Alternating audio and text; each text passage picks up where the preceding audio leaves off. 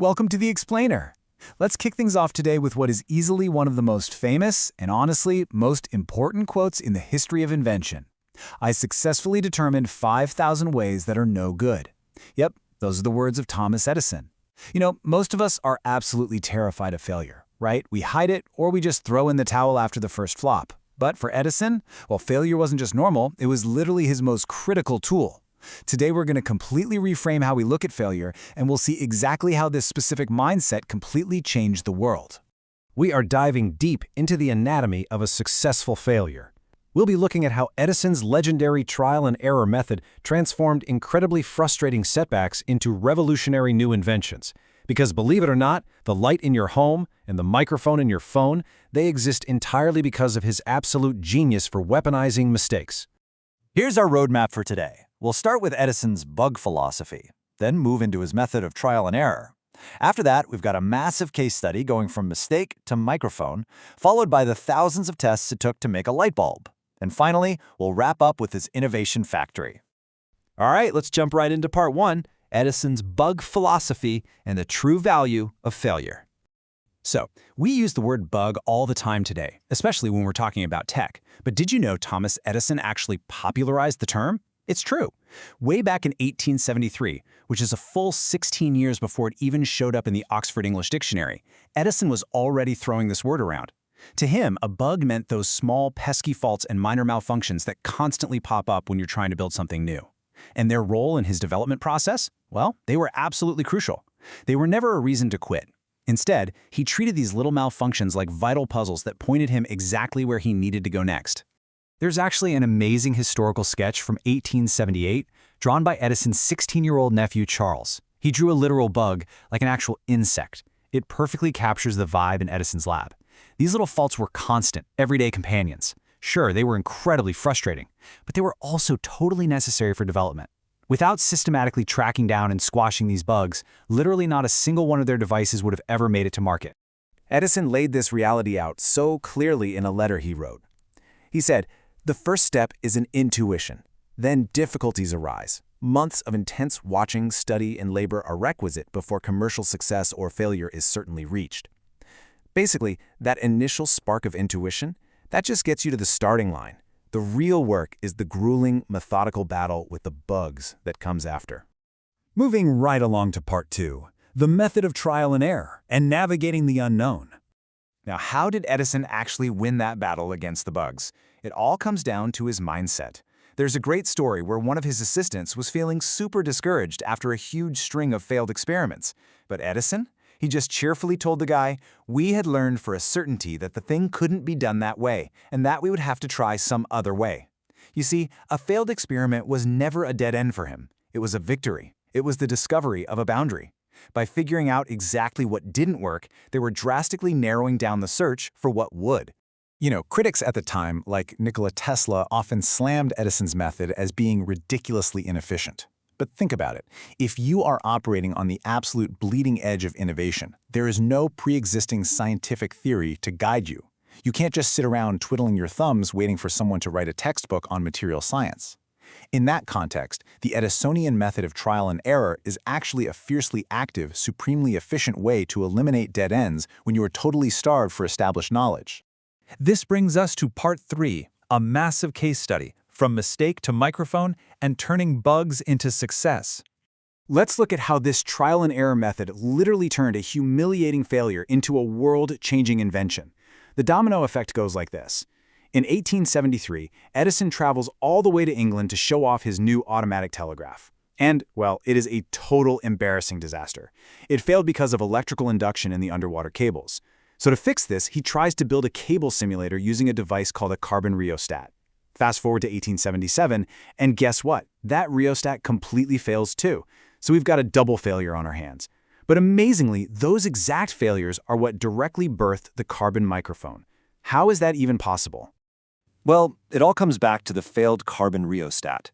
The critical bug here was the carbon itself. It turned out to be an incredibly unstable material. Its electrical resistance kept changing with the slightest noise or bump or vibration in the room. Now, for a rheostat, which needs to be absolutely stable, this was a nightmare. It made the device completely useless. But here is where Edison's genius really kicks in. He had meticulously noted that bug, carbon's extreme sensitivity to vibration. Sometime later, he's trying to improve the telephone, and he remembers this failure. And he thinks, wait a minute, what is a human voice? It's literally just sound vibration.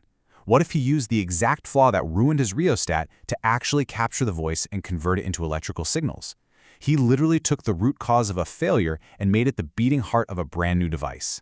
Through relentless trial and error, testing material after material, Edison finally built the carbon microphone. To put this in perspective, Alexander Graham Bell's telephone at the time was pretty rudimentary. You practically had to be in the next room for it to work. But Edison's microphone, which was born straight out of a laboratory failure, amplified the signal so incredibly well that it turned the telephone into a viable, long-distance communication system. In fact, that core principle powered the world's telephones for the entire next century. All right, let's move on to part 4, thousands of tests for a light bulb and perfecting the invention. To truly wrap our heads around the staggering scale of Edison's trial and error method, we have to look at his most famous creation, 11,000. That is the number of separate experiments and tests it took Edison's team to perfect the incandescent light bulb. 11,000.